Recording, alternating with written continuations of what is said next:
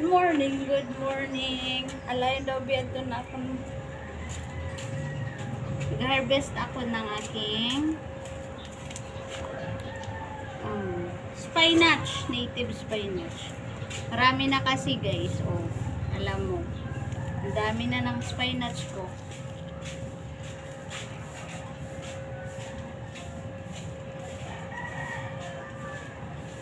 Para ating gugulayin.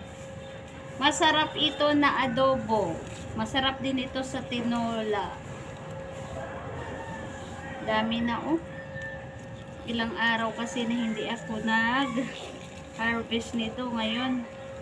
Yan nakita ko parang maano na. Marabong na anak mga spinach nga di. So, it's time to cook gulay again. Sa gilid lang. Pwede nang makapagtanim. Basta hindi ka lang tamad magtanim, may gugulayin tayo. Pag tamad ka magtanim, wala kang gugulayin. Ganito lang. Huwag tatamad-tamad. Lalo na sa pagtatanim ng mga gulay. Kasi guys, ayan guys, oh, marami na. Pwede ito sa tinola. Ayan, yung iba hindi ito nakikilala. Pero sa tinola, the best ito. Kasi guys, medyo maasim-asim ito guys. Medyo ano na yung book natin guys. Kailangan na natin magkulay.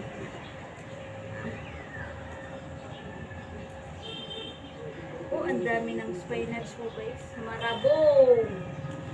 Marabong na. Marabong na takon spinach. Hindi kita didididit ligid. E medyo magtambok. Oh, yan.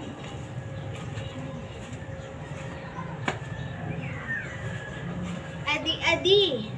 Marabong. Oh, damo na ining utas.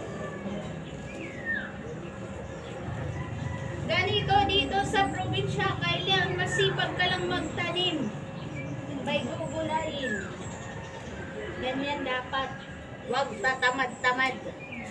Kesa bibili ka, mahal ang gulay sa palengke. Ito, masustansya. Masustansya ito. Yung iba hindi ito kilala. Pero, pag ma-discover nyo ang tanim na ito guys, try nyo ito sa tinola. Maraming sustansya ang makukuha mo sa spinach. Yan guys, tanim-tanim lang.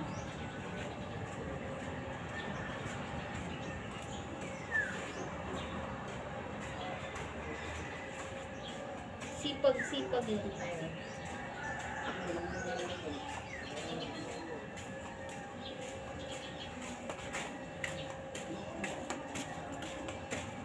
Ang ano nito, maraming makukuhang bitamina sa gulay na ito.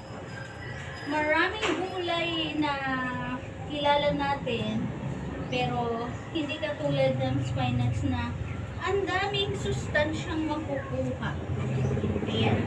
Diba? O, ang dami ko nang nakuha, oh.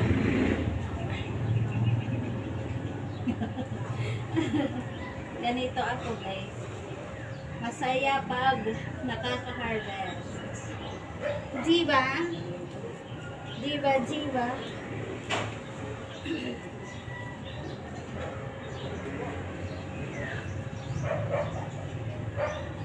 Masarap din ito sa itlog.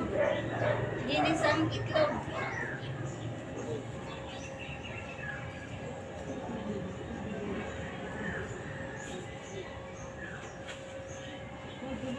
Spinach or haamon ha puan dulag tawag hini sida-sida. Oh, o diba? O diba?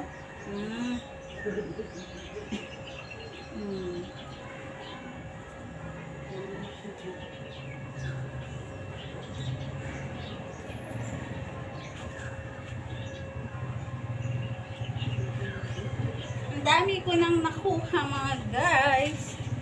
Ito, oh, ang dami kong gulay. Thank you for watching.